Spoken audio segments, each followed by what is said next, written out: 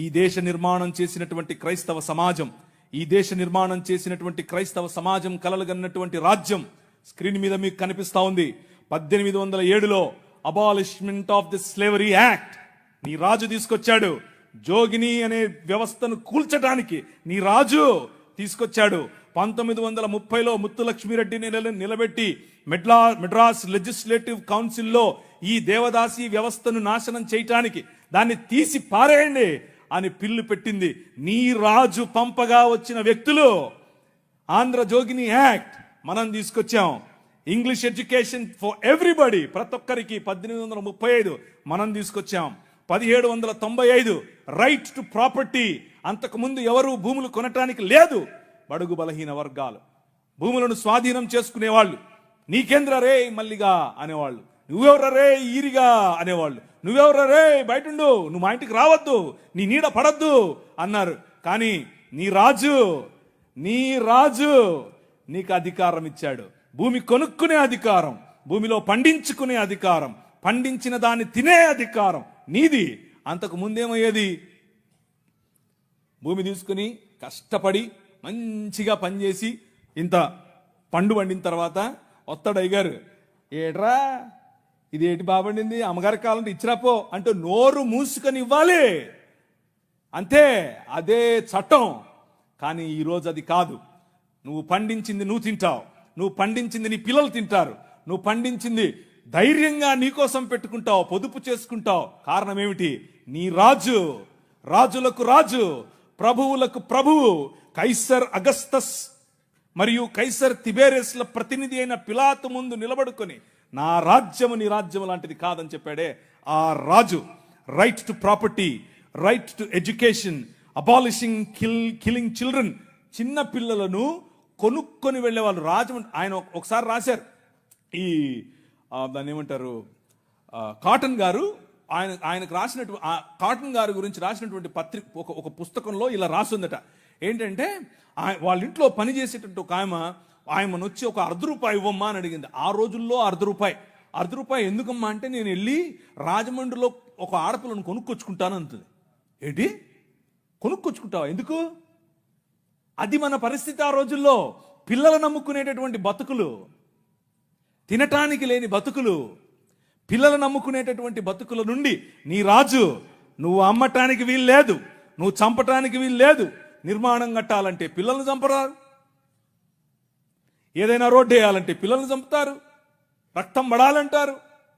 ఇలా పిల్లలను, మన పిల్లలను చంపుతూ ఉంటే ఆపింది నీ రాజు. Right to education 1913. నువ్వు పెళ్లి చేసుకుంటే నీ భార్య 7 రాత్రులు బ్రాహ్మణుడితో పడుకోవాలి. ఇది ఈ దేశ చట్టం. నువ్వు నల్లగా ఉన్నావట, నీకు దాన్ని ఏమంటారు బట్టతలు ఉందంట, రింగులు ఎంటుకలు ఉన్నాయంట, కాబట్టి నువ్వు దాసుడివి, దస్యుడివి, నువ్వు రాక్షసుడివి, నువ్వు మ్లేచ్ఛుడివి. కాబట్టి నీ జీవితాన్ని మార్చాలంటే, కాబట్టి నీ వంశాలు మంచిగా మారాలంటే బ్రాహ్మణుడితో నీ భార్య పడుకోవాలి. కలిగే పిల్లలు ఎలా ఉంటారు? అప్పుడు ఆర్యీకరణ జరుగుతుంది.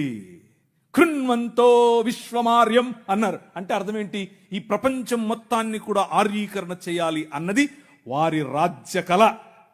The kingdom of Rama, but the kingdom of God, దేవుని రాజ్యం ఏమన్నా తెలుసా? ఎవరితో పడుకోవక్కర్లేదు. My blood is enough, I will cleanse you from all sin. ప్రతి పాపము నుండి యేసు రక్తము నిన్ను కడిగి పరిశుద్ధునిగా చేస్తుంది. ఎవరి దగ్గర పడుకోవక్కర్లేదు. మనం ఈ దేశానికి ఒక చట్టం ఇచ్చాం. ఏం చట్టం ఇచ్చాం? 1819లో. ఇదంతా నేను సుత్తి కొడుతున్నా అనుకున్నారా? చట్టం ఇది. ఒక్కసారి చరిత్ర తిరిగేయండి. ఇదంతా నీ రాజు చేశాడు ఈ దేశానికి. నీ రాజు తీసుకొచ్చాడు. నల్లట్ట పుస్తకం మోసుకొచ్చినోళ్ళు కష్టపడి పిల్లులు వేసి, రిట్ పిటిషన్లు వేసి, నిలబడి కొట్లాడి నీకు ఇచ్చిన హక్కిది. That is the kingdom of God. No discrimination, right to sit, abolishing child marriages. ఇలా చెప్పుకుంటూ పోతే ఎన్ని చట్టాలు చేశాం మనం. రైలు మనది, పోస్ట్ ఆఫీస్ మనది, ఐఏఎస్ తెచ్చింది మనం, ఐపీఎస్ తెచ్చింది మనం. తెలుగు భాషను మ్లేచ్ఛ భాష అన్నారు. అరే ఏం భాష మాట్లాడుతున్నాడు మ్లేచ్ఛుడా అంటే తెలుగు భాషలో డిక్షనరీ, మొట్టమొదటి డిక్షనరీ మంది. మీ నాయన రాజు, ద కింగ్, మనం ఇచ్చాం. CP brown, he was a machinery. ఆయన కలెక్టర్ మాత్రమే కాదు, మిషనరీ. తెలుగు భాష గద్య భాగంలో మొట్టమొదటి పేపర్ మనది. తెలుగు భాష గద్య భాగంలో మొట్టమొదటి పుస్తకం మనది. వీళ్ళకు వాళ్ళ సొంత రామాయణం, మహాభారతాలు కూడా ట్రాన్స్లేట్ చేసుకునే దిక్కు లేదు. అది చేసింది మనమే. నిజం చెప్తున్నాను, నేను అబద్ధం చెప్పట్లేదు. మొట్టమొదటి ట్రాన్స్లేషన్ చేసింది కూడా మనమే. వాళ్ళు అది కూడా చేయరు. ఎందుకంటే విద్య పంచకూడదు. వాళ్ళ రాజ్యంలో విద్య పంచకూడదు. మన రాజ్యం అందరికీ విద్య, ప్రతి ఒక్కరూ చదవాలి. ఎందుకు? ఇదిగో నల్లట్ట పుస్తకం కూడా చదవాలి. అర్థమవుతుందా? నల్లట్ట పుస్తకం చదివితే దిమాగ్ ఖరాబ్ అవుతుంది, దిమాగ్ ఫిరాయిస్తుంది, మనిషి వెంటనే మనిషి అవుతాడు. ఈ రాజ్యం మనుషుల కోసం రాజ్యం. ఆ రాజ్యం తలకాయలో నుంచి వచ్చిన వాళ్ళకి మాత్రమే రాజ్యం, భుజాల్లో నుంచి వచ్చిన వాళ్ళకే రాజ్యం. ఈ రాజ్యం అందరి రాజ్యం, అందరికీ సుభిక్షత, అందరికీ పట్టభద్రత్వం. అలెగ్జాండర్ డఫ్ అనే ఒక ఆయన, ఎంతమంది ఉన్నారు ఈ పేరు? ఒకరు, ఇద్దరు, ముగ్గురు, ఒక 10-15 ఉన్నాయి. మిగిలిన వాళ్ళు ఒక చెంచా నీళ్లు తీసుకొని దూకండి. అలెగ్జాండర్ అంటే పొరపాటున మీరు ఆ గ్రీకు ఒక ఆయన వచ్చాడు గుర్రం వేసుకుని, ఆయన అనుకుంటారు, కాదు, ఈయన వేరే. అలెగ్జాండర్ డఫ్. ఈయన రవి అస్తమించని బ్రిటిష్ సామ్రాజ్యం పైన ఇన్ఫ్లుయెన్స్ తీసుకొచ్చాడు. ఏం ఇన్ఫ్లుయెన్స్ తెలుసా? నా పిల్లలు చదవాలి, మా భారతీయ పిల్లలు చదువుకోవాలి. వీళ్ళు అన్నారు, ఎందుకు, మాకు అవసరం లేదు, మీ పాశ్చాత్య విద్యతో మేమేం చేస్తాం, మేము మంత్రాలు చదువుతాం. ఆయన అన్నాడు, మంత్రాలకు చింతకాయలు నైరాల్తా హై. అలెగ్జాండర్ డఫ్, నో, చదవాలి, మన పిల్లలు చదవాలి, ఆంగ్ల భాషలో చదవాలి, ప్రతి భాషలో చదవాలి, తెలుగులో చదవాలి, తమిళంలో చదవాలి, బెంగాలీ కావాలి, పుస్తకాల తర్వాత పుస్తకాలు, పుస్తకాల తర్వాత. ఈ అలెగ్జాండర్ డఫ్ యొక్క ఇన్ఫ్లుయెన్స్ కారణం చేత ఈశ్వరచంద్ర విద్యాసాగర్, అలాగే రాజా రామ్మోహన్ రాయ్ ఇలాంటి వాళ్ళు నిలబడి, ఎస్, మా పిల్లలు చదవాలి, మా పిల్లలు కూడా చదవాలి, మంత్రాలకు మేమేం చేసుకోవాలి, అవసరం లేదు, ఎల్లమ్మకు పుల్లమ్మకు పోయి మీరు చదువుకోండి అని యూనివర్సిటీస్ ఒకే సంవత్సరంలో, అటువైపు మెడ్రాస్ యూనివర్సిటీ, ఇటువైపు బాంబే యూనివర్సిటీ, ఇటువైపు శ్రీరాంపూర్ యూనివర్సిటీగా ఈ రోజు ఏదైతే ఉందో బైబిల్ కాలేజ్ అనుకుంటున్నారో, అది ఆ రోజు కల్కటా యూనివర్సిటీ. 3 యూనివర్సిటీలు స్థాపించటానికి వెనకుండి పనిచేసింది ఈ అలెగ్జాండర్ డఫ్. ఈయన ప్రభావం, ఈయన ఇన్ఫ్లుయెన్స్ కారణం చేత మెకాలే అనే ఒక వ్యక్తిని ఈ దేశానికి పంపించారు. పోయి చూసి రాపో బాబు, అసలు చదువు అవసరమా లేదా. ఆయన ఇచ్చినటువంటి నివేదిక, ఎస్, అందరూ చదవాలి. ఇంతమంది కూర్చొని ఉన్నారు, బైబిల్ సంకలో పెట్టుకుని ఓ వెళ్ళిపోతున్నారు, బాగుంది. కానీ ఏడి ఒక్క అలెగ్జాండర్ డఫ్? మీ ఊరి ఎమ్మెల్యేని ఇన్ఫ్లుయెన్స్ చేసే దమ్ముందా నీ దగ్గర? మీ ఊరి ఎంపీ దగ్గర నిలబడుకొని మాకు ఇది కావాలి అని అడిగే దమ్ముందా నీ దగ్గర? అలెగ్జాండర్ డఫ్ నీ కోసం కొన్ని 100 సంవత్సరాల క్రితం నీ పిల్లల కోసం ఆలోచించాడు. ఎలా కట్టాం మీ దేశాన్ని తెలుసా? దూరదృష్టి, దూరంచే యుద్ధవాసనను పసిగట్టడం. యోబు గ్రంథంలో రాసినట్టు, గుర్రమును చూచితివా, అది వాడి రౌతును తిరస్కరిస్తుంది, తలతలలాడు ఈటెలను మెలమెలలాడు ఆ బల్లెములను చూసినప్పుడు రా రా అని ఉద్దండ కోపముతో మిడతల వలె గంతులేసి ముందుకెళ్తుంది. యుద్ధం అంటే దానికి అంత ఇష్టం. ఏది, ఎక్కడున్నారు అలెగ్జాండర్ డఫ్లు? రైజా, ఇంతవరకు పాట పాడారు, లే నిలబడు, లే నిలబడు. ఎప్పుడు నిలబడతావు ఇంక నువ్వు? నీ చరిత్ర. డాక్టర్ బాబాసాహెబ్ భీమ్రావ్ అంబేద్కర్ గారి మాట అన్నారు. ఆయన కూడా ఒక చోట నేర్చుకున్నదే, మనమే నేర్పాం. The king of this world నేర్పాడు. ఏమన్నారు తెలుసా? చరిత్ర, నీ చరిత్ర తెలుసుకోకపోతే నువ్వు చరిత్రలో లేకుండా పోతావు. ఇది నీ చరిత్ర. ఇది నువ్వు ఈ దేశానికి, ఈ దేశ నిర్మాణంలో నువ్వు సాధించినటువంటి చరిత్ర. దారా యాక్ట్ 1879. దారా అంటే డెక్కన్ అగ్రికల్చరల్ రిఫార్మ్స్ యాక్ట్, దాని పేరు. ఆ రోజుల్లో స్వరాజ్యం లోకమానుడు ఉన్నాడు కదా ఆయన అన్నాడు, ఏమన్నాడు, ఆయన ఎందుకు అంతటానికి, ఎవరికి? పేదలు, బడుగు, బలహీన వర్గాలు వెళ్ళి దాన్ని ఏమంటారు, దున్నుకుంటామయ్యా అంటే, సరే దా. అదేదో ఆ రోజుల్లో సినిమా వచ్చింది, సబ్బు పౌడరు చూపించి వాళ్ళ దగ్గర భూములు తీసుకునేవాడు. ఆ టైప్ ఇడు.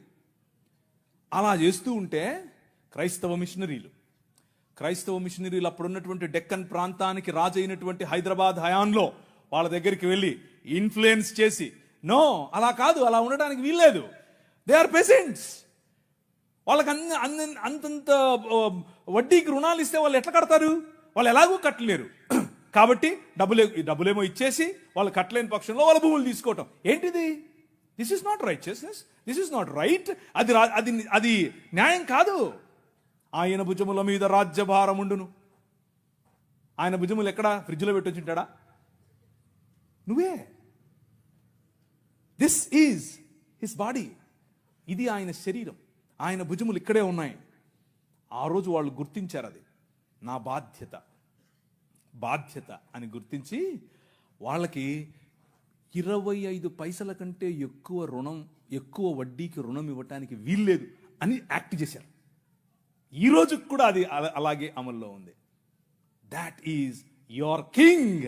నీ రాజు అది. ఈ దేశాన్ని అలా నిర్మించాడు. శామ్ అగింబాటమ్ అనే ఒక ఆయన గ్రీన్ రెవల్యూషన్ ఈ దేశానికి తీసుకొచ్చాడు. ఓ ఆవులు, మేము దాన్ని నిమురుతాం, మేము దాన్ని పూస్తాం, మేము దాన్ని కడుగుతాం అనేవాళ్ళు. కొంతమంది సిమ్ కార్డు బాబాలు ఉన్నారు, ఈ మాటలే అంటుంటారు.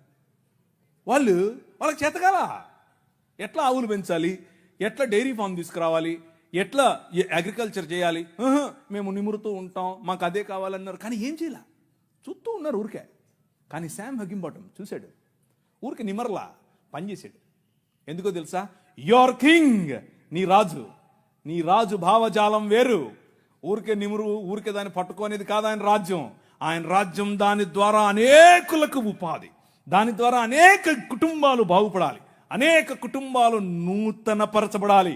ఆయన 21వ అధ్యాయం ప్రకటన గ్రంథం 3, 4, 5 వచనాల్లో సింహాసనాసీనుడైన వాడు ఈ విధముగా సెలవిచ్చుచున్నాడు, ఇదిగో నేను సమస్తమును నూతనపరచుచున్నాను, క్రొత్త ఆకాశము క్రొత్త భూమిగా తయారు చేసేటటువంటి అగ్నిలో పుటము వేసి బయటకు తీసినట్లుగా ఈ ప్రపంచాన్ని పునరుత్థానము చెందించే పనిలో నిన్ను నన్ను వాడుకుంటున్నాడు. That is your king. ఆ రాజు వచ్చాడు, ఆ రాజు పని మొదలెట్టాడు. ఎలా మొదలెట్టాడు? ప్రతి సమాజాన్ని పట్టుకోవటం ద్వారా, ప్రతి ప్రభుత్వాన్ని ప్రభావితం చేయటం ద్వారా. ఆనాడు నిమ్రోదు సమయం మొదలుకొని ఈనాడు నరేంద్ర మోదీ గారి ప్రభుత్వం వరకు హీ ఈజ్ ద కింగ్. ఆయనే నడుపుతున్నాడు, ఆయనే చేస్తున్నాడు.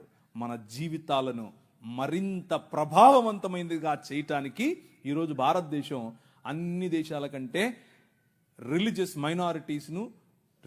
మైనారిటీస్ పైన ఒత్తిడి తీసుకొని రావటంలో, వారిని హింసించడంలో ప్రపంచంలో ర్యాంక్ నంబర్ 1 మనం. నంబర్ 1 ర్యాంక్ మనమే. మొన్నే వచ్చింది. రిలీజియస్ మైనారిటీస్ అంటే మనమే. మనలను హింసించటంలో భారతదేశం నంబర్ 1. పాకిస్తాన్ కాదు, ఆఫ్ఘనిస్తాన్ కాదు, సోమాలియా కాదు, ఎవరు కాదు, భారతదేశమే. చచ్చిపోయిన వాళ్ళను కూడా గుంత తవ్వి బయటకు తీస్తున్నారు ఛత్తీస్గఢ్లో. ఎందుకు చేస్తున్నారు తెలుసా? ఇదంతా భయం. ఏంటా భయం? వీళ్ళందరినీ మనుషులు చేస్తున్నారు, వీళ్ళందరూ సమానం అంటున్నారు. మనుష్యత్వం, మతం మనుష్యత్వం ఎదుట నిలబడలేదు. భయం దానికి. మతానికి నిజమైన మనిషిని చూస్తే భయం. నిజమైన మనుష్యులను తయారు చేసేటటువంటి దేవుని రాజ్యం, నిజమైన మనుష్యత్వాన్ని ఈ ప్రపంచంలో వెలుగుగా ప్రకాశింపచేయటానికి పిలువబడినటువంటి దేవుని రాజ్యం. ఆ రాజ్యం నిలబడాలి, ఆ రాజ్యం పోరాడాలి, ఆ రాజ్యం భయంకరమైనటువంటి ఈ ఒడుదుడుకులలో కూడా నిలబడాలి. అలా నిలబడటానికి మీరు మీ సమాజం, మీ సంఘం పాటు పడాలి. అలా పాటు పడతారని నేను విశ్వసిస్తున్నాను కూడా. ఇకపోతే కొద్ది నిమిషాలు ఒక కంపారిజన్ అనేది ఈ 3 రాజ్యాలకు, ఒకవైపు ముహమ్మద్ గారు నిర్మించిన రాజ్యం, ఒకవైపు సనాతనంగా ఉన్నటువంటి రాజ్యం, ఇంకొక వైపు క్రీస్తు నిర్మిస్తున్న దేవుని రాజ్యం. ఈ 3 రాజ్యాలలో ఉన్నటువంటి కొన్ని విషయాలు, ఎక్కువ చెప్పను, మిగిలిన రాజ్యాలకు ఈ రాజ్యానికి ఉన్నటువంటి తేడా మీ స్క్రీన్ పైన చూస్తున్నట్లుగా, ఆ రాజ్యం ఏ చేతి సహాయం లేకుండా తీయబడినటువంటి రాయి ఇంతింతై మహాపర్వతమై ప్రపంచములో ఉన్న శక్తులను, అంధకార సంబంధమైన దురాత్మ సమూహముల నుండి మనం విడిపించడానికి కొలస్సీలకు రాసిన పత్రిక 1వ అధ్యాయం 18 నుంచి చదువుతూ వెళితే వచ్చే సారాంశం ఇదే. ఆ ప్రభువు భయంకరమైనటువంటి వైలెన్స్కు ప్రతీకగా ఉన్నటువంటి సిలువను హీ ఫ్లిప్డ్ ఇట్. దాని మీద కాలేసుకుని కూర్చుని మరణం. అందరూ అనుకున్నారు 3 మేకులు పీక్కోలేడు. 3 మేకులు పీక్కుండేది కాదు, మనుష్య సమాజానికి పట్టినటువంటి పాపం అనే మేకును, ఆ మేకుకున్న ముళ్ళు, మరణం అనే ముళ్ళును విరిచి పారేయటానికి ఆయన సిలువనెక్కాడు.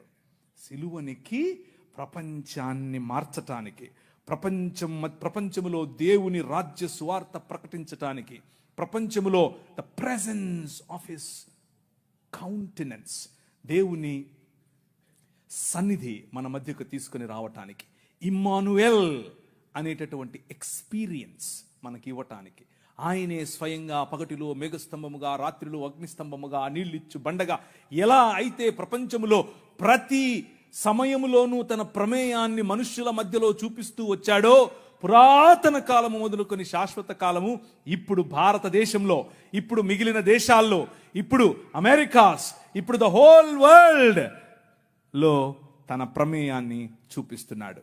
ఆయన ప్రెజెన్స్, ఆయన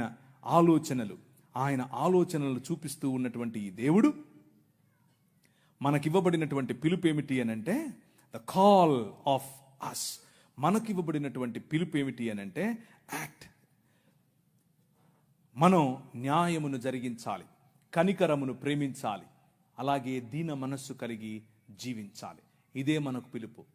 నువ్వు బలులు ఇస్తావా, నువ్వు నీ కొడుకునిస్తావా, నువ్వు నూనెస్తావా, నువ్వు గొర్రెలిస్తావా అని మతం చెప్తూ ఉంటే, మనుష్యుడా అది కాదు నేను అడిగింది. 3 ఏమడిగాను?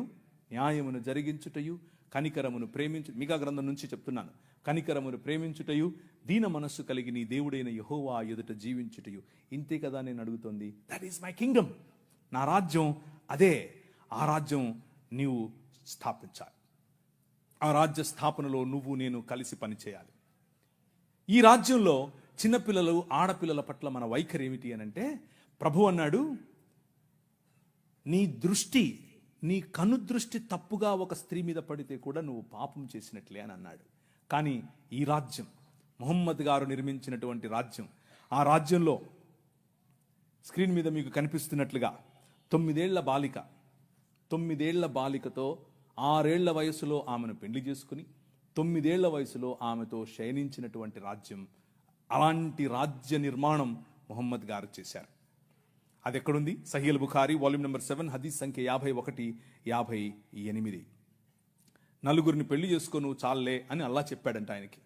అది కాదని ఒకేసారి ఆయన 9 మందిని చేసుకున్నాడు పెళ్లి. ఇది ఎక్కడుంది? సహీహ్ బుఖారీ పేజ్ నంబర్ 195 హదీస్ సంఖ్య 268, 284. ఇవన్నీ నేను దాన్ని ఏమంటారు, నాకేం ప్రాబ్లం లేదు, లైవ్ వెళ్ళినా ప్రాబ్లం లేదు, ఎక్కడికి వెళ్ళినా ప్రాబ్లం లేదు, నేను పబ్లిక్గా చెప్పాను అందరి ముందు. కానీ మీకు కొంచెం జుగుప్సాకరంగా ఉండొచ్చు మొదటిసారి ఒకవేళ వింటూ ఉంటే. కానీ ఎందుకు ఇది చెప్తున్నాను అనంటే, నీ రాజును తెలుపని తెలియాలంటే పక్కన నలుపు ఉండాలి.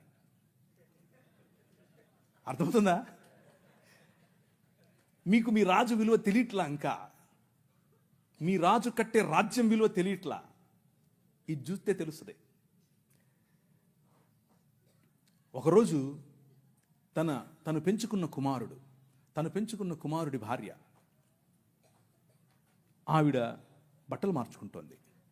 అల్లా గారు ఒక గాలి పంపారట. ఆ గాలి పంపగానే తెర చిరిగిను, లేదా తెర పైకి లేచెను. తెర పైకి లేస్తే నువ్వు నేనేం చేస్తాం? కళ్ళు మూసుకొని పక్క వస్తాం. అలా రావాలి. మన ప్రభు అది నేర్పాడు. ఆయన అన్నాడు, అస్తగ్ఫిరుల్లాహ్, దేవుడు ఎంత అందం సృష్టించాడు అని చెప్పి బయటికి వెళ్ళి వెళ్ళిపోతున్నాడు. ఈమె పాపం ఉదరాభద్ర మా మామగారు వెళ్ళిపోతున్నారని చెప్పి మంచిగా బట్టలు వేసుకుని వెళ్తూ వాళ్ళ కొడుకు వచ్చాడు. ఏమైంది, మా నాన్న వెళ్ళిపోతున్నాడు, ఏమైంది ఏమో నాకు తెలియదు, అడుగు. ఆయన వెళ్ళి, నాన్నగారు ఏమైంది అని అంటే, ఏం లేదురా, నీ భార్య బాగుంది, నువ్వు వదిలేసి నేను చేసుకుంటా అన్నాడు.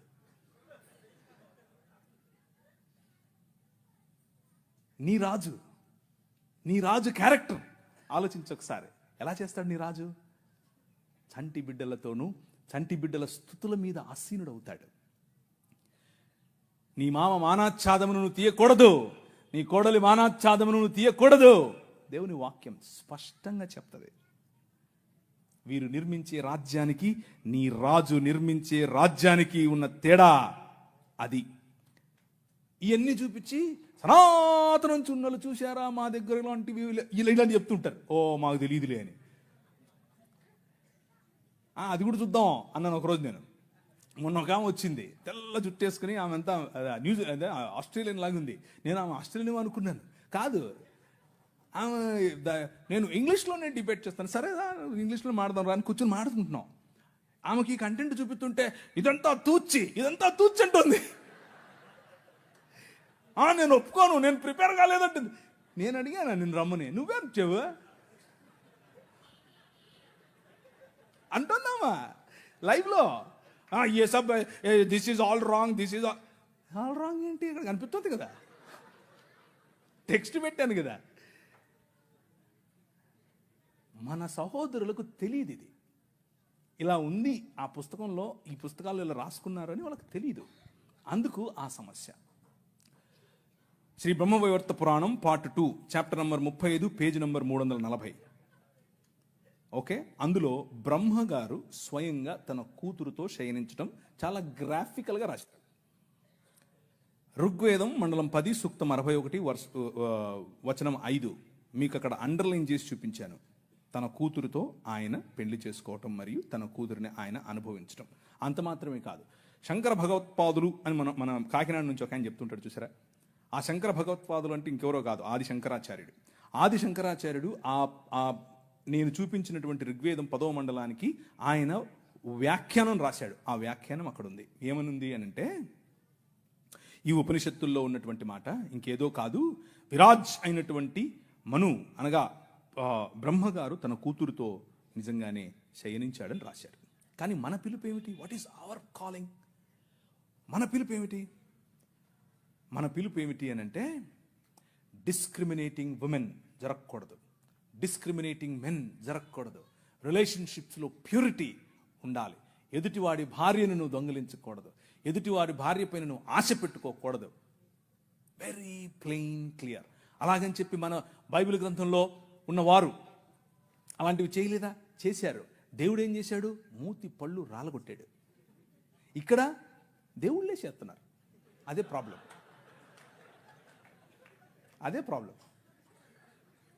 అదే ఆయన నిర్మించే రాజ్యంలో అగ్నిచేత పుటము వేయబడి తీసినటువంటి మానవ సమాజం, మేలిమి బంగారము లాంటి మానవ సమాజం, నిజముగా ఆయన చిత్తానికి లోబడే మానవ సమాజం, ప్యూర్గా ఉండే మానవ సమాజం. మొహమ్మద్ గారు కట్టినటువంటి రాజ్యం. ఆయన అన్నారు, స్త్రీలు అరబుద్దోళ్ళు అన్నాడు.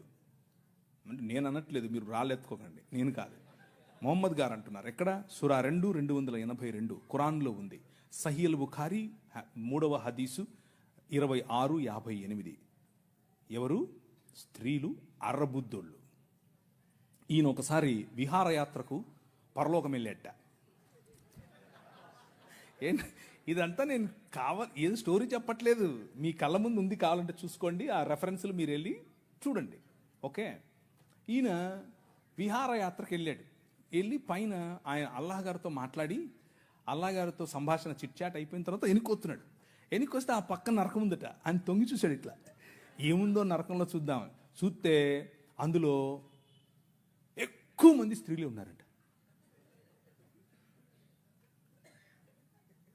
ఆయన పోతే పోయాడు, అల్లాతో మాట్లాడితే మాట్లాడాడు, పోతే తొంగి చూస్తే చూశాడు. ఆయనకు స్త్రీలు కనపడటం ఏంటి? ఆయన ఉద్దేశం ఏంటంటే స్త్రీలు నరకపాత్రులు. ఎందుకు స్త్రీలు నరకానికి వెళ్తారు అని అంటే ఆయన దానికి ఒక ఉదాహరణ కూడా చెప్పాడు సహీహ్ బుఖారీలో, అలాగే సహీహ్ ముస్లిం. ఏమనంటే పురుషులను వాళ్ళు పాపంలో పడేలా చేస్తారు కాబట్టి వాళ్ళందరూ నరకానికే పోతారని చెప్పాడు. ఇది వారు నిర్మించే రాజ్యం. మన రాజ్యం, నీ ప్రభు, నీ రాజు, నీ రాజు కట్టే రాజ్యం ఏమిటి? ఆయన దగ్గరికి ఒక ఆమె పడుపు వృత్తి, ఒళ్ళమ్ముకునే ఆమె వచ్చి జటామాంసి అత్తరుబుడ్డి తీసుకుని వచ్చి పగులు కొట్టి తన కాళ్ళ మీద పోసి తన తల వెంట్రుకలతో తుడుస్తూ ఉంటే అమ్మా అని పిలిచాడు. అర్థమవుతుందా? పాపంలో పట్టబడిన స్త్రీని ఈడ్చుకుని వచ్చి కొట్టండి అంటే, ఒరే మీలో తప్పు చేయనుడు ఫస్ట్ ఏంటి రా అన్నాడు. ఎక్కడికక్కడ వెళ్ళిపోయారు అందరూ. అమ్మా నేను ఏం చేయను, వెళ్ళిపో అన్నాడు. ఈ రాజు పైకి వెళ్ళి తొంగి చూసేది కాదు, అక్కడి నుంచి వచ్చాడు. ఆయనకు తొంగి చూడాల్సిన పనే లేదు, అక్కడి నుంచే వచ్చాడు. అక్కడి నుంచి వచ్చి ఎక్కడికి వెళ్ళాడు తెలుసా? ఒక్క స్త్రీ బావి దగ్గరికి వస్తుంది, నీళ్లు పట్టుకుంటుంది. ఈ రాజు, జగములనేలే రాజు, తన చేతి పనులుగా ఉన్నటువంటి భూమి ఆకాశములు, ఆకాశము తన సింహాసనం, భూమి తన పాదపీఠం. కానీ ఈ రాజు బిందెలెట్టుకుని నీళ్ళెట్టుకుని దగ్గరికి వెళ్తాడు. అక్కడ కూర్చొని వెయిట్ చేస్తాడు. ఆమె వస్తే అమ్మా నీళ్ళు ఇస్తావా అంటాడు. Look at the difference between these two kingdoms. ఈ రెండు రాజ్యాలకు ఉన్న తేడా. ఆ వైఖరి స్త్రీల పట్ల, ఈ వైఖరి స్త్రీల పట్ల. నీ రాజు స్త్రీలను గౌరవించే రాజు, నీ రాజు స్త్రీలకు డిగ్నిటీని ఇచ్చే రాజు. అందుకనే ఈ దేశంలో ఏం జరిగిందో తెలుసా? ఈ దేశంలో ఇంకొక 5 నిమిషాల్లో ఎవడో ఒకడు ఆవులించకపోతే చెప్తాం ఈ కథ. ఈ దేశంలో స్త్రీలు జాకెట్లు వేసుకోకూడదు, అది చట్టం. మొన్న రీసెంట్గా సినిమా కూడా వచ్చింది ఒకటి, అదేదో జరగలేదు అనుకుండేరు, అది జరిగింది. అది ఈ దేశంలో ఉన్న చట్టం. ఎందుకు అనంటే మన దేవుడైనటువంటి బ్రాహ్మణుడు నడుచుకుంటూ వస్తే అది ఆడో మగో తెలియాలి కాబట్టి ఇప్పి చూపించాలి. ఏం లాజిక్ ఇది? ఏం లాజిక్? అవును, ఇది ఎవరికి ముఖ్యంగా బడుగు బలహీన వర్గాలకు జాకెట్లు వేసుకునే అధికారం లేదు అన్నారు. ఎందుకు లేదు? వేసుకోకూడదు నువ్వు అన్నారు. వేసుకుంటే స్తనాలు కోశారు. మీ స్తనాల బరువు చూసి దానికి పన్ను విధించారు. బాగా బలిశావులే కట్టు అన్నారు. కానీ ఒక పేరు చెప్తాను, విన్నోళ్ళు చేయొద్దండి. Charles Mead. నేను వెళ్ళిపోతున్నా.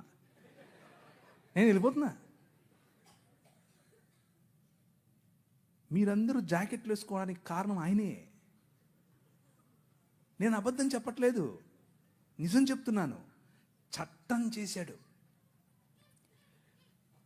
అక్కడ లండన్ హౌస్ ఆఫ్ కామన్స్లోకి వెళ్ళి కొట్లాడాడు. నా భారతీయ స్త్రీలకు గౌరవం కావాలి. తెల్లడే బయట నుంచి వచ్చాడు. అందుకనే వాళ్ళను గర్వంగా మా తల్లిదండ్రులు అనేది, నేను ఊరికి అన్ను గర్వంగా అనేది. ఎందుకు తెలుసా? మీరు బట్టలు వేసుకోకుండా మమ్మల్ని అనగదొరికితే వాళ్ళు మాకు జాకెట్లు పంచారు.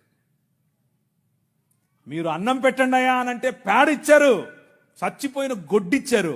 వాళ్ళు పనికి భృతి ఇచ్చారు భారతదేశాన్ని నిర్మించటానికి. Charles Mead, church mission society and London mission society, వీరిద్దరి తరఫున కేరళ ప్రాంతంలో నిలబడి ఆయన ఇల్లు, ఆయన బంగ్లాను అలా కాల్చేశారు 3 సార్లు. అయినా కానీ వెనక్కి తగ్గేదిలా. స్త్రీలకు జాకెట్లు. వారిని చూసి నాడార్ సమాజంలో ఉన్న స్త్రీలందరూ జాకెట్లు వేసుకోవడం మొదలు పెడితే, అమ్మా నీకు అంత కొవ్వటే అని పట్టుకుని రోడ్లో వాళ్ళ స్తనాలు కోసి ఊరేగించారు. అయినా కానీ ఆయన అన్నాడు, దేవుని రాజ్యం, దేవుని శక్తి మీ మీద ఉంది, భయపడద్దు, మళ్ళీ కుట్టిస్తానన్నాడు. మళ్ళీ వాళ్ళకి జాకెట్లు వేసాడు. వాళ్ళని చూసి ఈడవ సమాజం వాళ్ళు జాకెట్లు వేసుకోవడం మొదలు పెట్టారు. కేరళ మొత్తంలో విప్లవం. ఏం విప్లవం? జాకెట్ల విప్లవం. జాకెట్ల విప్లవం ఏంటండి బాబు? అవును, అవును. గాస్పెల్, దేవుని రాజ్య సువార్త అని అంటే నువ్వు చచ్చిపోతే పరలోకం పోతావా, నరకం పోతావా, ఈనేసొస్తావా, కూలిపోతావా, ఇక్కడ వరకే కాదు. నీ రాజ్యము వచ్చునుగాక. ఇక్కడ ఇప్పుడు ఈరోజు నువ్వు బ్రతికుండగా దేవుని చిత్తము నీ మధ్య నెరవేరాలి. మా అనుదిన ఆహారము మాకు దయచేయి. ఈ దేశంలో ఆహారము లేక అలమటించే క్రమంలో అన్నం పెట్టింది ఈ సువార్త. మనిషిని మనిషిగా చూసింది ఈ సువార్త. చార్ల్స్ మీడ్ కారణం చేత స్త్రీలందరూ ఈరోజు జాకెట్లు వేసుకుంటున్నారు. అంత మాత్రమే కాదు, జాకెట్లు వేసుకుంటూ ఉంటే ఇప్పుడు వచ్చి మనకు శుద్ధ నీతులు చెప్తున్నారు. మీరు పాశ్చాత్య డ్రెస్సులు వేసుకోవాకండి. ఏంది, అసలు డ్రెస్సులే వేసుకోవద్దన్నారు మొన్నటిదాకా, ఇప్పుడేమో పాశ్చాత్య డ్రెస్సులు అంటున్నారు. చూసావా, మన రాజ్యం, దేవుడు నిర్మించే రాజ్యం, అది ప్రభావవంతమైన రాజ్యం. శత్రువును కూడా తన భావజాలంలోనికి మర్చుకోగల రాజ్యం. ఒక ఆయన నేను టీవీలో మాడుతూ ఉంటే ఒక ఆయన అన్నాడు, ప్రవీణ్ గారు మీరు మీరు మీరు మత మార్పిడి చేస్తారు. మేము ఎక్కడ మత మార్పిడి చేసామండి బాబు? ఏంటి, ఏం లేదండి మీరు అవునా, నీకు ఇట్లా కాదులే, ఇంకొక రకంగా చెప్తా అని చెప్పి, సరే మీ పేరేంటి అంటే చెప్పాడు. ఆయన ఆబ్వియస్గా బ్రాహ్మణుడు, క్షత్రియుడు, వైశ్యుడు కాదు. అంటే ఎవరు, మీరు అర్థం చేసుకోండి, శూద్రుడో ఇంకెవరో ఉంటాడు. మీరు స్కూల్కి వెళ్ళారా అని అడిగాను. మీ అమ్మగారు ఏం చేస్తారు అని అడిగాను. మా అమ్మగారు లెక్చరర్ అండి అన్నాడు. ఏ కాలేజీలో అని అడిగాను. చెప్పారు. అయితే మీరు సగం క్రైస్తవులే అన్నాను. అదేంటి అంటే మీ సనాతనంలో మీరు చదువుకోకూడదండి, మీరు కాలేజీకి పోకూడదు, మీ స్త్రీలు అసలు చదువుకోకూడదు, వాళ్ళు చదువు చెప్పడం ఏంటి? చూసారా మా భావజాలంలోకి వచ్చేసారు అన్నాను. అయ్యో నవ్వుతున్నాడు. అయ్యో మీరు ఎట్టి ఏది చెప్పినా నువ్వు సగం క్రైస్తవుడు అన్నాను. ఆయనకు మైండ్ బ్లాక్. ఏంటండి చెప్పాను. చూసారా, దేవుని రాజ్యం ఆవగింజంతదే, కానీ అది పెరుగుతుంది, నీకు తెలియకుండానే పెరుగుతుంది, విస్తరిస్తుంది, మహావృక్షం అవుతుంది. మీ అమ్మగారికి చదువు చెప్తుంది. అర్థమైందా? ఎలా కట్టాం, నీ రాజు ఎలా కట్టాడు? స్త్రీలకు చదువు, వాళ్ళు రొట్టెలు ఎత్తాలి, వాళ్ళు అన్నం వండాలి అని మాట్లాడుకుంటూ ఉంటే, వాళ్ళు షెడ్యూల్ వేసుకోవచ్చా వేసుకోకూడదా అంటే మగవాళ్ళు, పురుషులు, మనము స్త్రీలను పురుషులను పక్క పక్కన కూర్చోబెట్టి 200 సంవత్సరాల క్రితమే చదువు చెప్పాం. That is the kingdom of God, దేవుని రాజ్యం. ఆ రాజ్య ప్రభావానికి తట్టుకోలేక, నిజమైన మనుష్యత్వాన్ని చూసి తట్టుకోలేక మతం గిలగిలగిల కొట్టేసుకుంటుంది. అదే జరుగుతుంది ఇప్పుడు. కానీ అలు పెరగకూడదు. మన విలువలు అలు పెరగకూడదు. లే నిలబడు అనే పాట మళ్ళీ మళ్ళీ పాడుకోండి. నిలబడాలి, దేవుని రాజ్యం కోసం నిలబడాలి, నీ రాజు కోసం నిలబడాలి. ఆ రాజు నీ ఊరికి రాజు, ఆ రాజు ఈ దేశానికి రాజు. ఇప్పుడు రాజు ఆయనే, తర్వాత రాజు ఆయనే. అప్పుడెప్పుడో వస్తాడు అనుకుంటారు, ఆయన మన మధ్య ఇక్కడ ఇప్పుడు ఉన్నాడు. ఒక రోజు తెర చినుగుతుంది,